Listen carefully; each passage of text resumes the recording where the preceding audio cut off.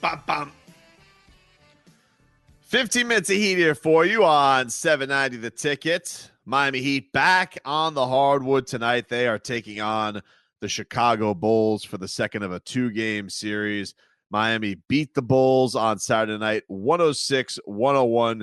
I did catch a bunch of this game, believe it or not, Robbie. I did have it on my phone. Now, my internet, for whatever, it was a very weird night in Jacksonville because my internet sucked. For whatever, the media section internet, for me, it wasn't working. I couldn't get my laptop to work for nothing. I was able to get a pretty good signal on my phone for the Heat game on what still is my Fox Sports Go app. I don't know, for whatever reason, the Bally thing, I don't think it's updated. It doesn't update like Odyssey, you know? Odyssey, we were ready to go. All right, Bally's? We were ready to go. Odyssey was like, boom, we're Odyssey. And then the Odyssey app was rolled out. Bally's, I'm still rocking with the Fox Sports Go app. So just a heads up. I'm just letting you know. And if you missed any of the show, you can use the Odyssey app rewind feature. Talked a lot about the my shenanigans in Jacksonville. We'll get more into it in just a second.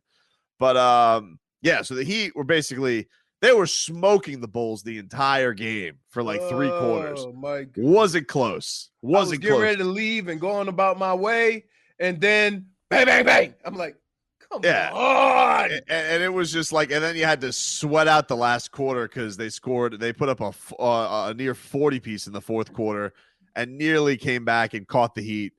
But they did. How about that disgusting Kobe White? He was towards the end of the game. He grossly sticks his legs out on a 3-point 10. It was so obvious, and the refs fell for it. Like, dude, I know. Bam ran right past him on it, and they called the foul. Who was the dude who took the shot? Did you see the viral clip of like Stacey King going nuts on the guy in the Bulls? Valentine. I think we have. Yeah, Denzel Valentine. He took this shot, Leroy. Denzel Valentine just took such an egregious shot selection by him on a comeback for the Bulls. And Stacey King's like, no. He's just so mad at him for taking such a dumb shot.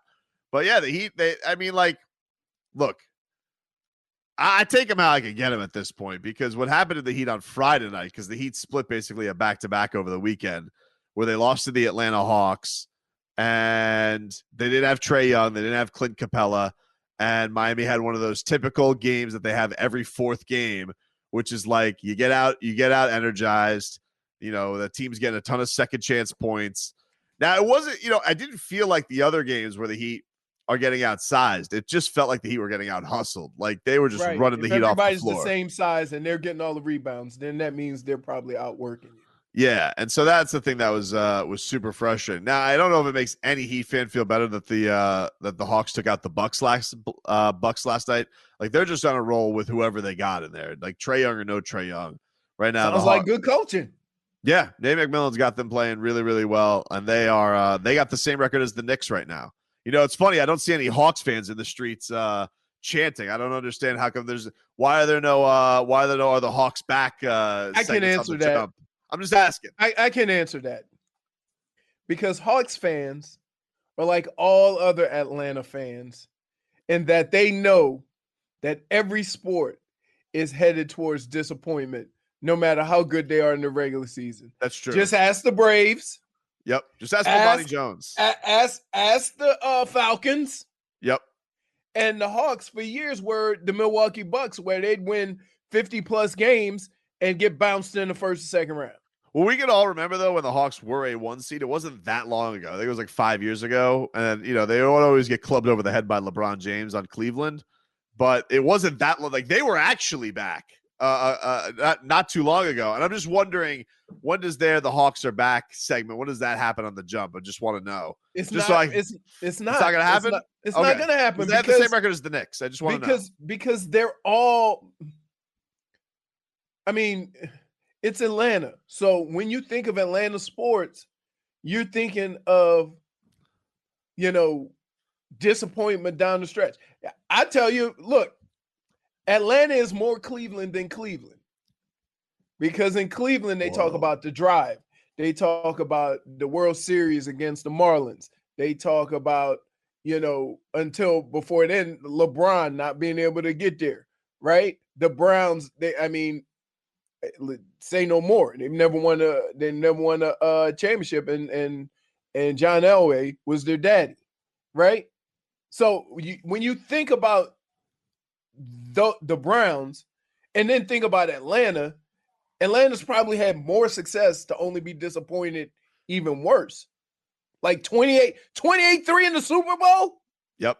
Well, that's the worst. They're numb. You never come back from that. Atlanta winning 13 division titles, 1 championship. Yeah. How about last year? They blew like multiple 17-point leads. The Falcons. That was a thing last year. They would always blow like a ridiculous lead in the fourth quarter. Right. Well, either way, they're playing great right now, and they beat the Heats. They beat the holy hell out of the Heat. Somebody, Vanessa, said being raised as an Atlanta sports fan is the only abusive thing my mom did. Atlanta is next level disappointing. Yeah, it is. Like, I take it from me. Yeah, man. I've been unfortunate to be a part of the Saints, the Browns. Okay, 2 teams that I spent most of my life, for whatever, in different ways, being disappointed. The Saints have never even gotten to the level of disappointment as the Browns and the Falcons, because they had no success when I was growing up. None. 0. Well, the Heat lost on Friday. They nearly blew it, but the game was mostly in hand, so I don't know how nutty people want to get about it. I did see Bam dunk right on Theis's head, which is always funny to me because never forget. Theis. Stop. Who? Theis? Yeah, it's Theis. Yeah, Theis. Stop. I'm not putting a mark on my belt because I dunked over Theis. I don't care. No, because you know what? I'll never forget that scout said that Tyson Bam was a wash. I'll never forget.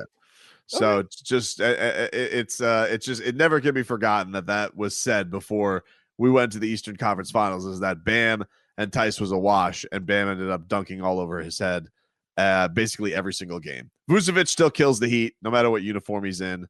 That's the thing. Is that not one of the craziest things ever? You could put whatever uniform you want on him. You could put Sacramento Kings. He gonna have 30. Duncan Robinson was crazy from 3. He was 7 of 15 from downtown. So good for dunks. No Goran, no Tyler Hero. They were both out for that game. I imagine they'll be back for tonight's game. And Kendrick. Go ahead, Robbie. Badly there. Less than a minute to go. No. Oh my goodness, Valentine! No, whoa, no! That is not the shot at that moment. That's a horrible shot. No. Wow. I mean, oh my God, no! Man, I mean, he's by the hash. That's Steph Curry range right there. Come on. Not in a 2-possession game when you've worked this hard to get back in it. You can get a better shot. Oh, terrible. They're they're so disappointed. They literally just stopped announcing the game. Yeah, and they were just shook. Yeah. That was rough. So yeah, the Heat will try and get another win against the Bulls tonight. Here's how things stand right now in the East. So you have Brooklyn is on top. They got Kevin Durant back yesterday. He was awesome. They're 41-20. Philly's right behind them. They're a game and a half back at 39-21. Milwaukee still can make a little run ski if they wanted to put a push towards the end to get to the 1 seed. They could. I don't think they want the 1 seed. But I think they're fine right where they are. But they lost to Atlanta yesterday, so that obviously hit them. The Knicks, they have won 9 in a row. They take on the Suns today, who are on a back-to-back. The Mecca Bro. So they could go for 10 straight tonight. Atlanta also rolling a little bit. They are 34-27. So the Knicks and the Hawks have the same record. I don't know who has the tiebreaker there. I imagine the Knicks because they're higher in the standings. The Knicks have the oldest looking young guy in all the basketball. He's got that Greg. He got a little Greg Oden in him. And then the Celtics and the Heat are both at 32 and 29 for the 6-7. But Boston has Peyton Pritchard's buzzer beater as the tiebreaker right now, with 2 more games coming against the Boston Celtics. So that is where we stand. Still a very bunched up, and then the Hornets still right behind Miami. So still very bunched up. Here's the week coming up for Miami. You got Chicago tonight. You host San Antonio on Wednesday, and then you are in Cleveland and in Charlotte. So that is your week coming up for the Miami Heat. By the way, Duncan Robinson was shooting the lights out for the Heat and really put it through with an and one. That was kind of the dagger. Here's Duncan Robinson after Saturday's affair, talking about making a layup. Duncan Robinson. Letting you know. He is also the host of The Long Shot, which you, of course, can hear on the Odyssey app. Yeah, those can be big relief baskets for us. Obviously, Bam is super dynamic, and Jimmy in that kind of mid-post area. So, it's on us to be creative, set screens, get each other open, and, make timely cuts and plays. So it was good to get that one. Obviously, we went through a little scoring drought. Jimmy and Bam were kind of carrying us there at the end, but it was nice to get that kind of relief one, I guess. Yeah, Duncan on that game was 7 of 15 from downtown. So he was the stroke man was out there stroking. Here's him on saying, you got to let it fly. When you have it going early like that, start 4 for 4, whatever it was. I thought my teammates did a great job of just continuing to seek me out. And, I just try to let it fly. Sometimes when you have it like that, you just feel like everything's going in. Obviously, that wasn't the case in the second half. But, a lot of times if I'm still just being that aggressive, I think it helps us. Just got to continue to try to do that. Obviously, it's not going to be 15 attempts every night, but occasionally here and there might have somewhere I'm able to get them off. Yeah. Now, unfortunately for Duncan, it was good that he came out 4 for 4 of the game this game because he did kind of poop the bed against the Hawks. Like they had a couple of wide open threes there on the down stretch. Could have brought the Heat back into the game. Now, you could also say on the counter side of that, hey, don't be down to the Hawks that late, especially when they don't have Trae Young or Clint Capella. That's another take, which is, I'm not going to really argue. But then again, this is a Miami Heat team that seems like they do that about every fourth game. Like I don't have the exact science down of the Groundhog's Day, Leroy, where they have a game where it just completely looks like they're getting run off the floor by, X guard, whoever be Malik Monk, Dylan Brooks. Who the hell was the dude on the Hawks, Robbie, who was fake Trae Young that night? The 6-foot guy, he was killing us. Oh, it was Bogdanovich? Not Bogdanovich. Bogdanovich is a decent. This is like hell was dude's name. I'll get it. I'll know it as soon as I see it. No, it wasn't her. It wasn't one of like their go-to guys. It was a dude who just like they brought out, and I think it was Goodwin. I think was the guy. Brandon Goodwin, I think was. It was always a rando. Yeah, it's Brandon Goodwin. He was the 6-foot 100. The guy who played for Florida Gulf Coast.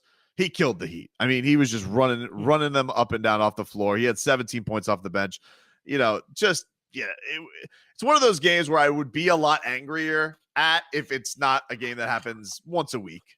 Because that's just what it seems like. You get out of run. And even Spo, Spo was more frustrated after that game than I had heard him any time this year, where he was just like at the point where he's just like, I think because he's usually just like, I like the way our offense is going.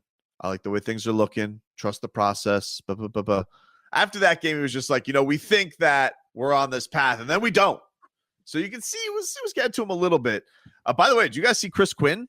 Because I don't have context for this because I was at the UFC, so I had the Heat game on my phone. Why was Chris Quinn getting so crazy after during the fourth quarter of that game? I never see that. It looked like he wanted to fight the referee. It was like on an inbounds play or something like that. Like they were trying to throw the ball in. And then Chris Quinn was like, meow, meow. He's looking like an angry Sphinx cat out there. You guys are making fun of Chris Quinn. He's going to be a head coach someday. Well, I know. I love seeing the energy. It looked like he had just had a nice fresh thing of catnip. He was acting very feisty. So I was just wondering what happened with Chris Quinn. I'm sure it had to do with that egregious Kobe White flinging his feet out. I think it was before that. I feel like it was before that. If anybody can hit me up on the Twitch chat. Yeah, because there was 17 sports going on at once. I was distracted. I know. It was super annoying. Like, Inter Miami, they won. Marlins won that night, although they lost 3 out of 4. And then you had the Panthers won, big win in overtime. And then the Heat, held on after a game. They were kind of just they were playing around mostly because it was a blowout up until the fourth quarter. Yeah, I was more annoyed by that game than the Hawks because like the Heat are up like 20-17. The next thing you know, it's a 4-point game. Yeah. You know what? It was one of those things. I was actually going to text you guys that when I saw it was up 20. I'm just like too soon. Yeah, I hate that. I hate when the Heat have an early lead. I tell you this all the time. My favorite lead is 12 points. Okay, not too close. Anywhere from 7 to 12. 7 to 12 is a good lead. 3 possessions. 12 is like, all right, it's not a blowout yet. Once you get to like 13, 14, 15, 16, you're just waiting for the collapse to happen. It's bound to happen when it comes to the Miami Heat. No matter what. 20-point leads in the NBA before the fourth quarter are death. They are death because you are inevitably going to have a letdown. And then the team's not worried about anything other than scoring and stealing the ball.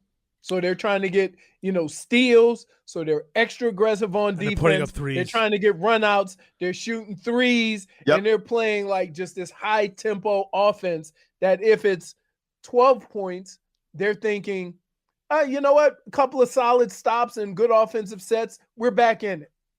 Here's Jimmy Butler. This was after Friday night's game against the Atlanta Hawks, and he says that he's tired of talking about last year. We're actually really consistently inconsistent, if you really want to be honest. Sure. And I don't like talking about last year. We have a different team, different roles, different mindsets. Like, we got to stop comparing who we are now to who we were, because that's not good in any form of the game. But I mean, if I answer that question, I feel like I shouldn't even have to, because every time you ask me that after we lose a game or something like that, it's the same answer. So just go back and read it from, 2 weeks ago, whenever we lost the game. Yeah. I don't pipe down, man. Let him get his answer in. I think we're actually really consistently inconsistent, if you really want to be honest. Sure. Yeah. Sure. But question. If you are that, does that have anything to do with just the type of team you are and where you fit in the East and where you fit in the NBA at this moment? If you're that inconsistent to where, every 3 or 4 games the same thing presents itself, does that just mean you're not as good? I think that's kind of his point, though, is like we haven't been as good this year. We got to stop comparing it to last year. He's like, why do you guys keep asking? Well, that's what you do. What are you talking about? If I say to you, hey, can the Heat make a run in the playoffs? Your first reply is they did it last year. But I'm not Jimmy Butler. You just said don't compare them. No, he said that. I didn't say that. Oh, you compare. Oh yeah. He needs to get the hell out of here. Don't compare this year to last year. I think that's hogwash. It's a different vibe. It's a different team. That's how every year, like 1 year doesn't mean you're going to be great the next year. Sure. It's almost like you have a starting point. Like, for example, if you have success the year before, your starting point may be higher than last year because you've had success with that group. But that doesn't mean you're going to play and continue on to what you did last year. I don't know why people think that. I get you, but when you go into the playoffs, you can't tell me that it doesn't sway your opinion one way or the other about what the Heat are going to do compared to, like, let's say, the Bucks. You remember I used to ask this question about the Dolphins. Can you be a better team and have a worse record? Yeah, you can. Okay. Yeah, you can. Like you can be like Adam Gase throwing up them Fugazi 10-6s. But here's the other thing, is that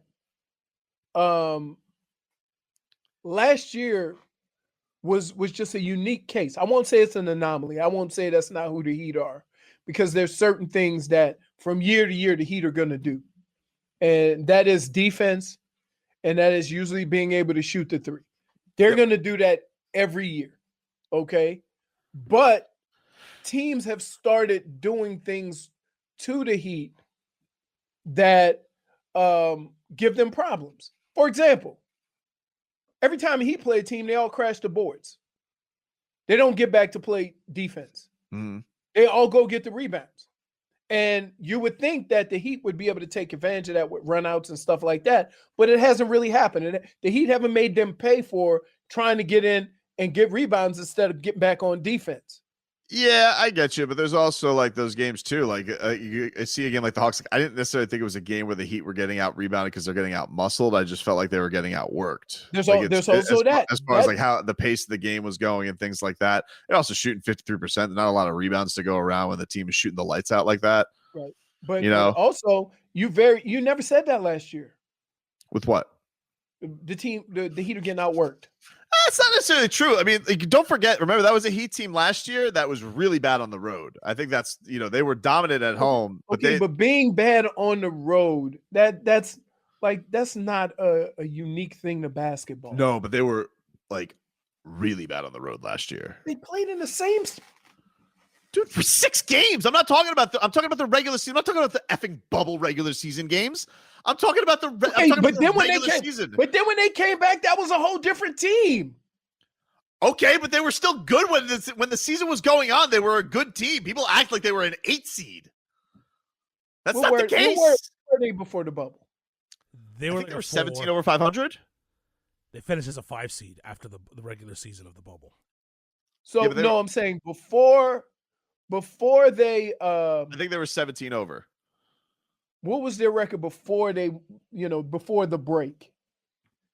Can you even look that up? Yeah, I can get that easy enough. Because I don't. I'm just pulling it up on Basketball Reference. And in fact, they were they the 5th seed or the 4th seed? They were the 5th seed, but it was only by a game, and they tanked a game. Right, I got you. So they ended up. No, it was a battle. If they would have won the last game, they would have been the 4th seed, right? And they lost. And they were 40. They were 41-24 at the break last year. Okay. So there were 17 games over 500, but they were horrible on the road. Okay. Last year, they were a good team. Like everybody who goes and says, "Oh, they were bubble team." No. Nobody's saying that they weren't good. I'm not saying that at all. They ended up being, pretty much. What if they end up in the same spot? They could very well end up in the 5th spot again. Definitely could. Right now, I think they are tied with the Celtics for 6. Celtics have a slim tiebreaker right now. Slim tiebreaker with 2 games to play because of Peyton Pritchard's intangibles. I would say They lost, by the way, yesterday. The Celtics. They lost to the Hornets. So welcome to the club, Celtics. The Hornets aren't terrible. They just, No, everybody. Yeah, the Hornets. They I feel like the Hornets. If the Hornets just played that record of playing teams 5 through 10 in the East, the Hornets would be the best team in the league. But the problem is they seem to always beat good teams and lose to the teams that are eh. And they're missing their 2 best players, arguably, LaMelo Ball and Haywood. Hayward's out. His intangibles. Well, everybody's always missing Hayward. Miami right now is 32-29, same record as the Celtics. The Hawks yesterday, actually, off of the beat in the Heat, they beat the Bucks with Giannis yesterday. So the Hawks are playing really great. They have the same record as the Knicks. That's the 4-5 right now. Both are 7 games over 500. And then you have Milwaukee, Philly, and Brooklyn all above that. So Miami's this week. This is their week shaken out. So you guys can follow. They got the Bulls tonight. They host the Spurs on Wednesday. And then they're in Cleveland this weekend. And then have a back-to-back with Charlotte. They're in Charlotte right after that. So